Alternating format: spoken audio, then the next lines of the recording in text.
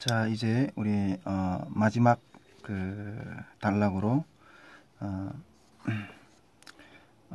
탈북민 이해 필요성, 독일 통합 평가, 탈북민 역할, 또 한국 사회가 탈북민을 바라보는 시각, 또 그리고 탈북민들이 자기 정체성, 여기까지 우리가 살펴봤는데 자, 그럼 마지막 단락으로 방향을 제시에 대해서 이게 분명하게 이렇게 탈북민들이 통일시대의 어떤 여러 가지 어떤 역사적인 과정을 결쳐서 보면서 그 혼란에서 이렇게 가운데 그 탈북민들이 스스로 할 수 있는 역할들이 있는데, 탈북민들이 중요한 어떤 부분을 감당해야 되는 역할들이 있는데 현실적으로는 어떤 그런 부분들이 아직 이루어지지 않고 그런 가치들을 발견해내지 못하고 역할들을 발견하지 못하고 그냥 묻혀 있고 오히려 어떤 그런 상황 가운데 있는데, 우리는 이런 역할들을 발견해내고 그 부분들을 재무장함으로 인해서 통일 시대를 준비해 나가야 된다는 거죠.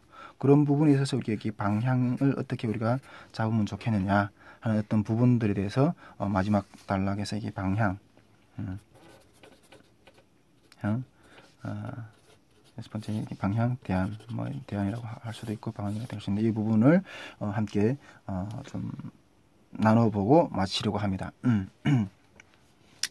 앞에서 우리가 독일 통일에 대해서 이렇게 교훈을 생각해봤잖아요. 교훈을 생각해봤는데, 독일은 이게 경제 정책으로 인해서 소득의 시스템을 이렇게 그 동독에 입히는 어떤 그런 그 과정 가운데 어쨌든 통일 체제를 이렇게 통합하는 데는 성공했지만은 40년간 다른 체제에 싸워온 데 있는 그 이질성 문제, 또 사회 통합의 문제를 놓침으로 해서 통일 후에 상당한 어떤 내부적인 어떤 그런 갈등을 안고 있었던 어떤 그런 시행착오라고 했던 그런 부분들을 살펴봤는데, 결국 두 가지 문제, 즉 이렇게 먹는 문제, 직업, 이 부분하고 이렇게 가치관, 혼돈이 있을 때는 교육, 이런 부분들을 잘 준비를 해야 된다는 어떤 그런 부분들을 독일 통일 교훈 가운데서 우리가 찾아보았었어요.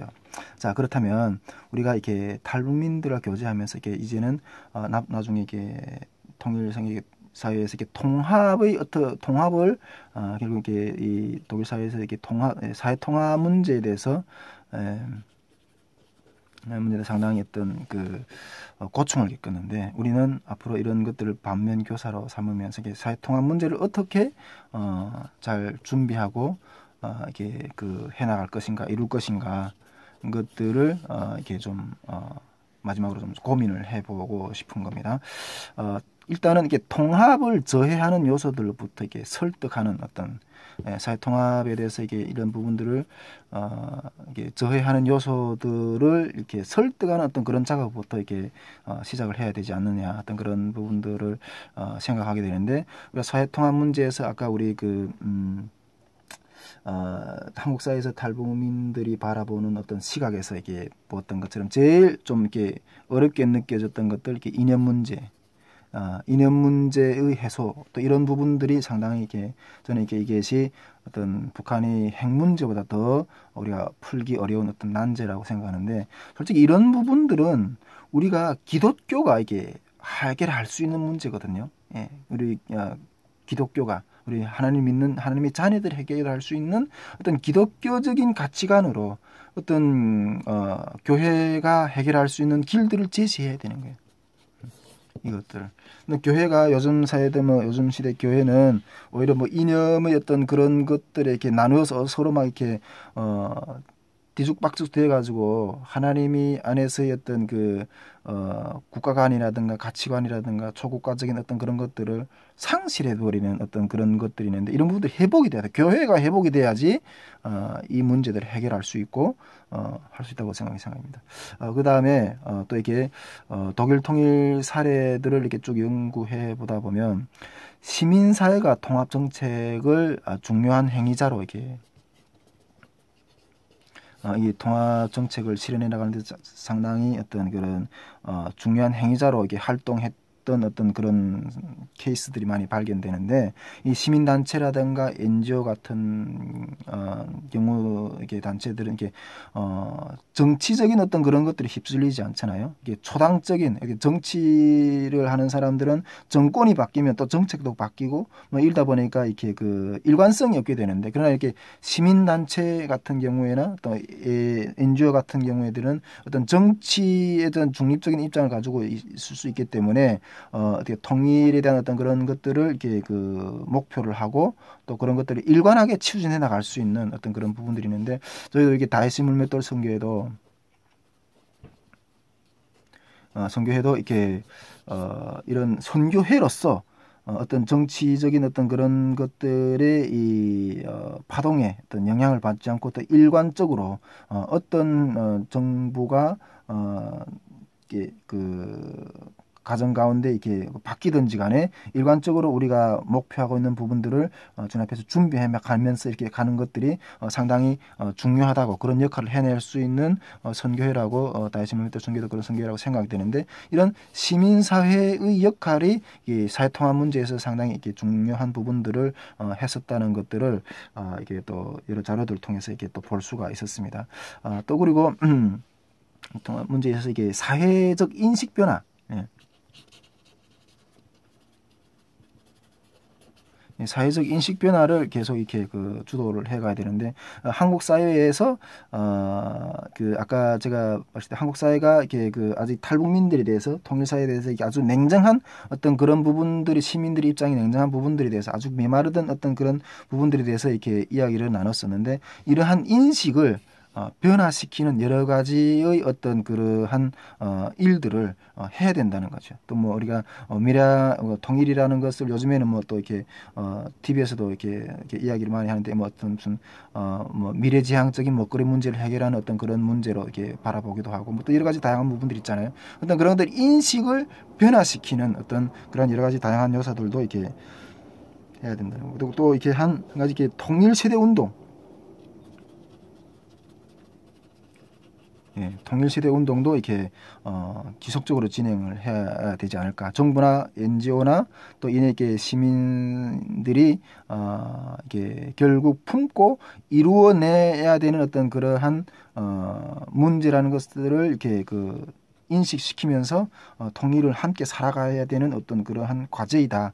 이러한 부분들을 이렇게 설득하면서 이렇게 해야 되는 통일시대 이렇게 시민운동도 이렇게 중요하다고 생각하는데, 결국은 이렇게 시민교육이 중요하죠. 시민교육. 예. 통일이라는 건 결국 인생이 유아부터 노년에 이르기까지 탈북민이든 또 이게 바뀌어서 통일시대 뭐 북한 주민이든 내 이웃으로 더불어 살아가는 사회잖아요. 더불어 살아가는 어떤 그러한 장을 만들어야 되는데, 이러한 부분들이 시민들이 어떤 그런 교육들도 이렇게 늘 지속적으로 해 나가야 된다는 거죠. 또한 이 교회는 교회들의 주일학교도 뭐 이렇게 주일학교라든가 또 이렇게 뭐 북한 선교를 하는 어떤 그런 세미나라든가 또 이런 것들을 많이 개최함으로 인해서 이런 교회부터 이런 시민 의식을 깨우고 함께 살아가야 되는 어떤 그런 부분들이라는 어떤 그런 이해의 인식의 변화, 어떤 이런 것들을 사회적 인식의 변화를 위해서 많은 어떤 그런 노력들을 해내가야 된다는 어떤 그런 과제들이 있다는 거예요. 그러면 여기서 제가 뭐 이건 뭐 그냥 책에서 베낀 이야기들을 제가 이렇게 이야기를 하는 건데, 그러나 제가 바라보는 남북의 사회 통합의 문제에서 가장 중요하게 요점으로 생각하고 싶은 부분을 여기서 또 한 가지 더 나누고 좀 마무리를 하려고 하는데요. 저는 이렇게 탈북민들을 수용하는 자세, 이것을 어떻게 가져야 되느냐 하는 문제를 좀 고민하고 싶습니다. 통합이라는 것은 탈북민들하고 어울리는 문제거든요. 나중에 통일이 있을 때 북한 주민들하고 이렇게 사회 통합을 해내야 된다는 부분이잖아요. 그러나 다른 어떤 입장에서 서로가 다른 것들이 만날 때 참 이렇게 버거운 부분들이 있는데, 이런 것들을 어떻게 수용해내야 되느냐 하는 부분들을 이렇게 좀 마지막으로 좀 더 이렇게 심도 있게 좀 나눠보고 싶습니다. 나눠보고 싶은데, 이 수용의 문제에서, 탈북민들을 수용하는 자세의 문제에서 저는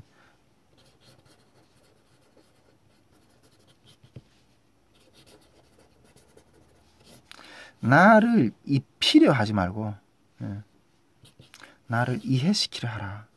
예. 나를 입히려 하고 하지 말고 나를 이해시키려 하라는 어떤 그런 입장에서 이렇게 가야 된다는 거예요. 아까 이야기했지만은 뭐 로마에 가면 로마의 법을 따르라. 이거는 나를 그냥 입히려는 어떤 입장이잖아요. 따라, 그냥 따라. 그냥 내 옷을 입어. 이런 입장이잖아요. 예. 근데 내 옷을 그냥 다른 사람도 다른 자기가 맞는 옷이 있는데 내 옷을 입으라고 하면 입겠어요? 잘 입지 못해요. 잘 입지 못해요. 동독이 통일이 됐을 때 서독 사회가 서독의 옷을 동독 주민들이 그냥 입히려고 하니까 힘들었던 거예요. 그냥 입히려고 했던 거 힘들었다. 물론 입어야 돼요. 입어야 되는 어떤 그러한 맥락이 있지만은 어떻게 입히는가 하는 거예요. 어떻게 입혀야 되는 거예요. 물론 나를 입히라는 이 입히라는 어떤 자세가 앞에도 말했지만은 자유민주주의, 시장경제 이 부분에 대한 어떤 지향하는 통일이 돼야 된다고 저도 이야기를 했지만은 이것을 입혀야 되는데 어떻게 입히는가 하는 게 중요한 거예요. 통일 북한 사회도 이 남한의 어떤 자유민주주의 시장경제의 부분에 잘 모르는데 이것을 입혀야 되는데 어떻게 입혀야 되는가 하는 문제를 우리가 깊이 고민해야 된다는 거예요. 그런 입장에서 제가 봤을 때는 이렇게 나를 입히려 하지 말고 나를 이해시키라. 나를 이해시키려고 하는. 제가 그 독일 통일사에서 재교육 문제를 논했잖아요. 재교육. 이 재교육을 이렇게 통일 한국 사회는 북한의 북한 주민들을 이러한 이런 체제를 소망하는 것들로 이렇게 재교육을 해야 되는데 이 재교육의 문제에서 독일 통일 정부는 동독 주민들한테 상당히 많은 어떤 시행착오를 겪었던 것들을 앞에서 우리가 봤잖아요. 근데 이 재교육 문제를 어떻게 우리가 잘 구현해 나갈까 하는 것들에 초점이 있다는 거예요. 저는 이 부분에 있어서 상당히 어떤 어느 순간인가 이렇게 좀 하나님께 그 가운데서 이렇게 많이 이렇게 깨달은 어떤 그런 부분들이 있는데 그 부분을 좀 이렇게 나눠보고 싶어요. 저도 이렇게 이 한국 사회에 왔을 때,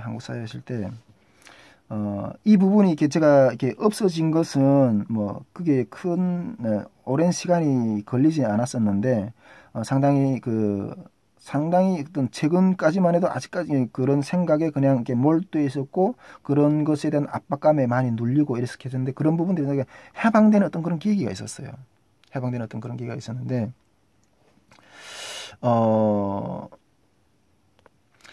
그 부분을 더 구체적으로 이야기하면 이 한국 사회가 이렇게 나를 옷을 입히려고 하는 어떤 부분들, 이 부분들에 대한 어떤 거부감, 이런 것들에 대해서 상당히 이렇게 힘들었는데, 근데 그런 것들을 어느 날 갑자기 그런 것들에서 이렇게 탁 이렇게 풀려지는 어떤 그런 경험을 하게 되는 거예요. 근데 그게 제가 지금 한국에서 10여 년 같이 저는 살고 있지만은 그게 그런 것들이 풀려진 지 얼마 안 됐다는 거예요. 이때까지도 그렇게 상당히 오랜 기간 그런 것들의 압박감과 어떤 그런 눌림에 있었다는 거예요. 상당히 그런 눌림이 있었다는 거예요.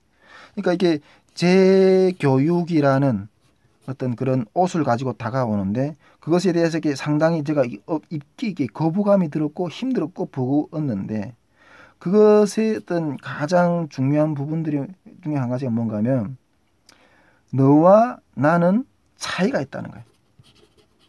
너와 나는 네가 나를 입히려고 하는 어떤 그 옷은 나한테 아까 이렇게 맞지 않다고 그랬잖아요. 제가 한국 사회에 와서 제일 먼저 많이 느꼈을 때 상대적인 어떤 박탈감, 그러니까 독일 사회, 독일 국민들도 어떤 자기 나라에서 자기 땅에서 어떤 이동 국민, 어떤 상대적인 박탈감으로 인해서 이렇게 심리적인 불안이 일어났고 어떤 그런 것들에 대해서 이렇게 많이 느꼈다잖아요. 또 이러한 재교육에 대한 어떤 그런 서독의 시스템, 뭐 남한 사회의 어떤 그런 시스템 밑에 이렇게 입혔을 때 이것은 오히려 그 당하는 자로 하여금 그 입음을 당하려는 하는 자로 하여금 상당하게 이렇게 상대적인 박탈감으로 다가온다는 거예요. 상대적인 박탈감으로 다가온다는 거예요. 이 부분이 이해를 됐을 수 있을지는 잘 모르겠는데 제가 이 한국 사회에 왔을 때 제일 어려웠던 문제는 무엇인가 하면 아까 이게 차이라고 그랬는데 이 상대적인 빈곤감 이게 너무 힘들었어요. 앞에 있던 그 통일생수 TV에서도 이런 감정을 잠깐 이렇게 나눴었던 적이 있는데 나보다 더 많이 가진 당신, 나보다 더 많이 배운 당신. 그런 어떤 그런 그 계층 차이로 인해서 나는 당신을 도저히 이렇게 제대로 이렇게 바라볼 수도 없고 다가갈 수도 없는 그런 인간축에 끼울 수도 없는 어떤 브랜드 가치, 또 여러 가지 온갖 어떤 그 호화스러워 고급스러워 보이는 나와는 뭔가 다른 어떤 이 사회, 이런 부분에 대한 어떤 차이. 그들은 나한테 어떻게 하지는 않았지만은 나는 그것들이 있는 존재감으로만으로도 어떤 박탈감을 느끼는 이런 부분들에 대한 어떤 거부감이 있었다는 거예요. 이런 부분들에 대한 거부감. 근데 이것이 이렇게 어느 날인가 이렇게 확 이렇게 그 없어진 어떤 그런 계기가 있었어요. 그런 체험을 하게 되는 계기가 있었는데 그것은 제가 이렇게 대학원 다니면서 기숙사 생활을 하면서 이렇게 없어지게 됐어요. 기숙사 생활하면서 없어지게 되겠는데 이 기숙사 생활을 하게 되는데 이게 그 기숙사 생활하는 그거 이렇게 뭐 이 부분에 대해서 잘 이해를 하시는 분도 있을 수 있겠지만은 뭐 조금 더 보충 설명하게 되면 그 대학 다닐 때보다 이 대학원에 가면 그 이렇게 목회자 후보생들 오는 중에 젊은 분들만 있는 것이 아니라 그 이게 사회에서 이렇게 그 사회생활을 다 마치시고 은퇴하시는 어떤 나이 드신 분들도 이렇게 좀 늦게 이렇게 목회의 길을 이렇게 하나님 은혜를 받고 목회를 결단하고 이렇게 오시는 분들도 종종 있어요. 이게 좀 종종 있는 게 아니라 좀 이렇게 꽤 있는 편인데 그런 기숙사 생활을 하는 중에 제가 같이 방을 썼던 분들 중에는 나이 드신 분들도 있었어요. 이렇게 은행에서 근무하시다가 은퇴하고 오신 장로님도 계셨고요. 군복무를 하다가 해군으로 이렇게 쭉 장교 생활을 쭉 하시다가 뭐 해군 중령으로 이게 군복무 하다가 이렇게 은퇴를 이렇게 그 제대를 해가지고 나중에 늦게 이렇게 소명을 받고 이렇게 그 대학원에서 신학 공부를 하고 목회자 길을 가려고 결심하고 오신 분들도 있었어요. 어쨌든 그런 나이 드신 분들하고 제가 이렇게 그 기숙사 생활을 같이 하게 된 어떤 그런 시간들을 보냈는데 이분들하고 기숙사 생활하면서 제가 이런 것들을 이렇게 무너지게 되는 그런 것들을 해결받게 되는 어떤 시간들을 겪게 됐어요. 제가 일단은 기숙사 생활을 같이 하다 보니까 이렇게 여러 가지 삶의 이야기들을 하는 어떤 자기 이야기들을 하는 어떤 시간들이 많을 거 아니에요. 그런데 그런 이야기를 하다 보면 제 이야기를 많이 한 거죠. 제가 북한에서 탈북하고 어떻게 고생했고 북에서는 어떻게 고생했고 뭐 한국에서 어떤 그런 숱한 어떤 그런 여느 때처럼 뭐 어떤 내 삶을 다른 분들한테 나눴던 것처럼 그분들한테 되게 많이 나눴어요. 이게 나눴는데 근데 이분들하고 이야기하는 게 공감이 가는 거예요. 근데 이분들은 다른 분들은 다른 젊은 세대나 이런 친구들은 내 이야기를 하면 와, 어떻게 그렇게 살았는가 하고 어떻게 막 이렇게 정말 어떤 이렇게 정말 듣도 보도 못한 어떤 그런 이야기를 들었다는 듯이 아주 이렇게 충격적으로 듣는데 아니 이런 분들한테 이런 이야기를 하면 아이고 말도 마라. 나는 너네보다 더 어렵게 살았어. 이러면서 자기들이 살았던 고생하면서 살았던 이야기들을 하는 거예요. 그런 이야기들을. 네. 그 어떤 그 은행에서 근무하시던 그 장로님 저한테 그런 이야기도 꼴뚜기죽.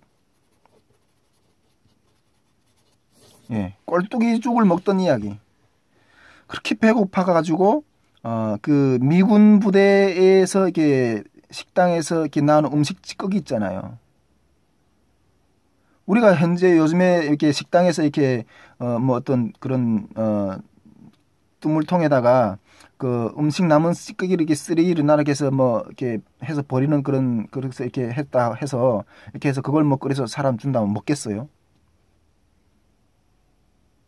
그런데 옛날에는 자기들이 어렵게 살았을 때는 미군 부대에서 나오는 그 식당 음식물 찌꺼기를 그거 다 받아다가 큰 솥에다가 그거 이렇게 부어놓고 그걸 그리고 끓였다는 거예요. 끓여서 그래서 그걸 이렇게 한 그릇씩 먹는데 그것을 보고 꼴뚜기죽이라 그랬다는 거예요. 꼴뚜기죽. 근데 그걸 꼴뚜기죽을 한 그릇씩 푸다 보면 그게 뭐 이렇게 뭐 썰여봉다리도 나오고 뭐 장갑 이렇게 그런 찌꺼기 장갑 어떤 그런 것도 이렇게 나오고 별의별 쓰레기들 다 나온다는 거예요. 그런 죽을 먹고 살았던 세대에 대한 이야기들을 쫙 하시는 거예요. 이야기들 쫙 하시는 거예요. 네. 그리고 그 베트남전에 가서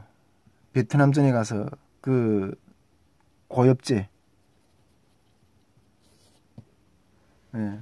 뭐 온갖 이야기들을 자기 우리 대한민국 60년대 그 살면서 했던 어떤 그런 어려운 이야기 다 하시는 거예요.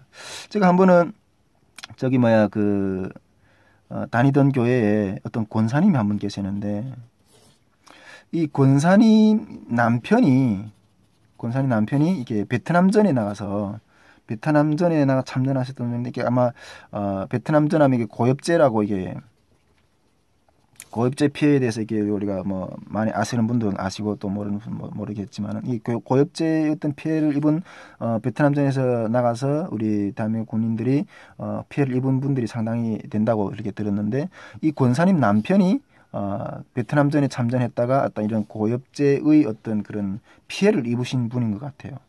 근데 이 권사님이 이 남편에서 근데 그 자녀가 두 분 있는데 첫째 아들은 결혼을 해서 자녀를 낳았는데 잡혀.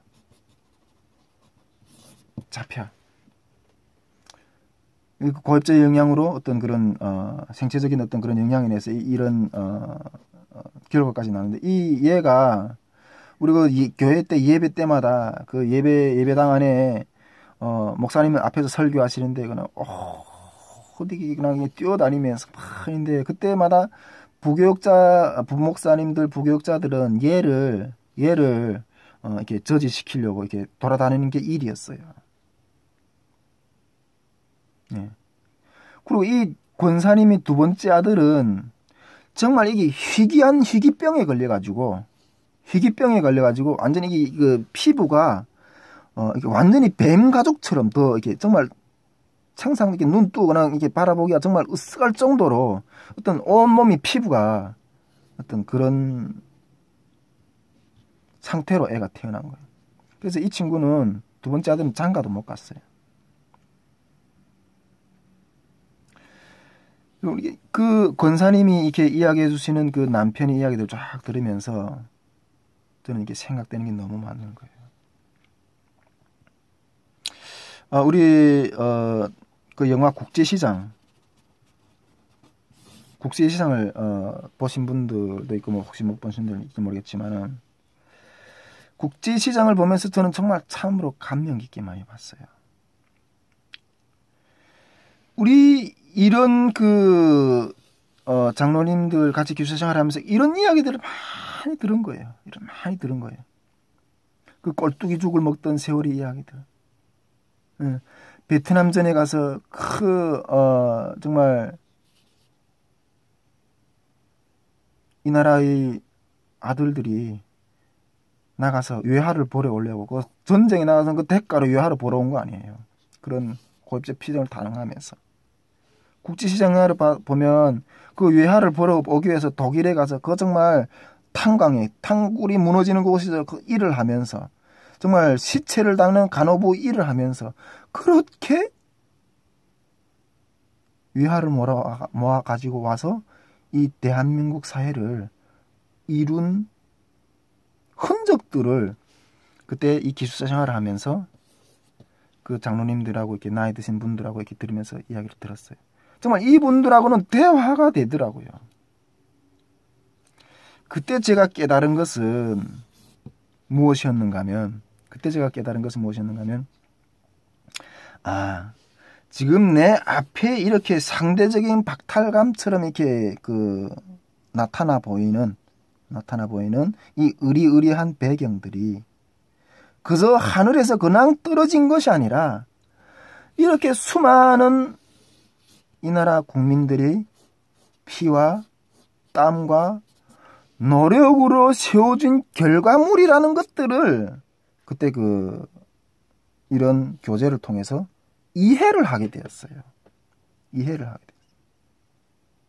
근데 이 이해가 없기 전에는 박탈감으로 너는 나에 대해 착취자로 어떤 압박하는 자로 그들이 어떻게 하지는 않았지만은 그런 것들로 다가왔지만은 근데 이러한 앞에 있던 놀라운 결과물들이 선 역사를 보니까 이것들이 세워지기까지 얼마나 많은 피와 땀과 노력들이 세워졌는가 하는 것들을 보게 됨으로 인해서 오히려 전에는 상대적인 박탈감으로 느꼈던 것들이 오히려 존경과 경애의 어떤 그러한 마음으로 자부의 마음으로 바뀌게 되더라는 거예요. 그때부터 이 대한민국의 이루어놓은 이 모든 기적과 같은 이 모든 결과물들에 대해서 경외하는 마음이 생겼어요. 이해하는 마음이 생겼고 자긍심이 생겼고 반항심이 아니라 그런 마음이 생기더라는 거예요. 여러분, 우리가 이게 제가 앞으로 이렇게 재교육 어떤 프로그램에 대해서 이렇게 좀 앞으로도 연구하고 하나님이 이렇게 주시는 은혜대로 북한 사회에 남한 사회를 이해시키기 위한 어떤 그러한 교육 프로그램들도 이렇게 좀 많이 만들려고 하나님께서 주님 능력 주신 안에서 이렇게 하려고 하는데 입히려 하지 말고 이해시켜야 돼요. 네. 이해를 시켜야 돼요. 그래야지만이 서로와 서로의 어떤 그러한 어떤 반감이 아니라 어울려 살 수 있는 어떤 그런 공동체로 변모되어 갈 수 있다는 거예요. 예, 변모되어 갈 수 있다는 거예요.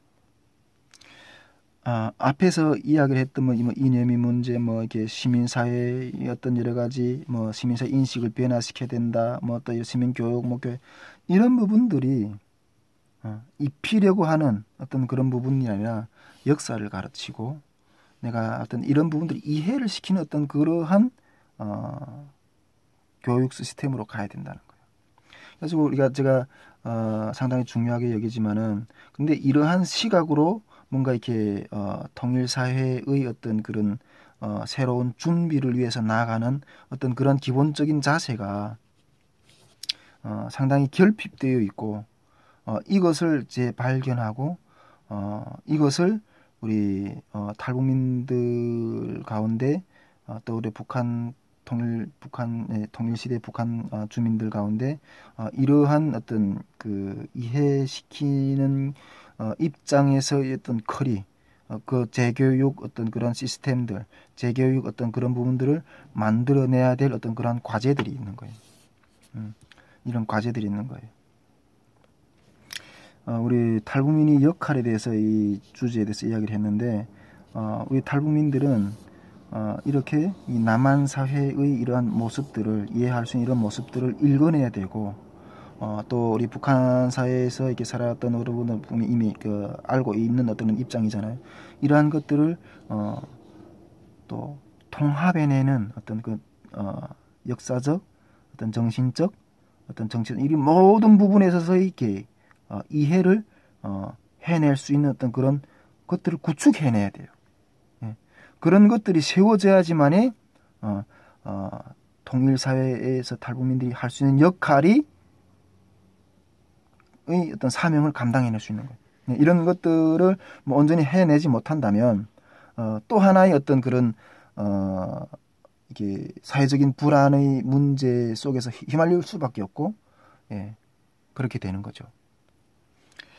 우리 다윗의 물맷돌 선교회가 가지고 있는 품고 있는 비전 중에 하나의 어떤 가장 큰 부분은 우리가 이런 부분들을 잘 준비해서 우리 탈북민들을 잘 깨워서 정말 통일 시대에 충분한 주님 안에서 쓰임받는 일꾼 역할을 해낼 수 있는 그러한 일들을 세우는데 우리가 다윗의 물맷돌 선교회가 또 우리 기도하면서 이루어내야 될 어떤 과제라고 생각하면서 주님께서 이 사명을 우리가 감당해내는데 크신 은혜와 능력들을 기름 부어 주시기를 기도하는 마음으로 지금 믿음으로 한 걸음 한 걸음 나가고 있습니다. 오늘 여러분들하고 탈북민 통일시대 탈북민들의 역할에 대해서 여러 가지 어떤 그런 면면들을 살펴보면서 이렇게 하는데 결론적으로는 그런 것 같아요. 예. 탈북민들의 역할을 아직 탈북민들도 그렇고 우리 한국 사회도 그렇고 어떤 그런 부분들을 잘 찾고 있지 못한 것 같아요. 근데 이런 부분들을 깨어있는 자들이 충분하게 정말 잘 발견해서 준비시키면 우리 통일시대 탈북민들은 정말 주님 앞에서 정말 큰 사명을 감당하는 남북의 그리스도 안에서 하나로 이루어내는 큰 사명을 감당하는 어떤 그런 역할들을 해낼 수 있으리라고 봅니다. 예, 그 사명을 감당하기 위해서 한 걸음 한 걸음 믿음으로 나가기를 소망합니다. 예, 감사합니다.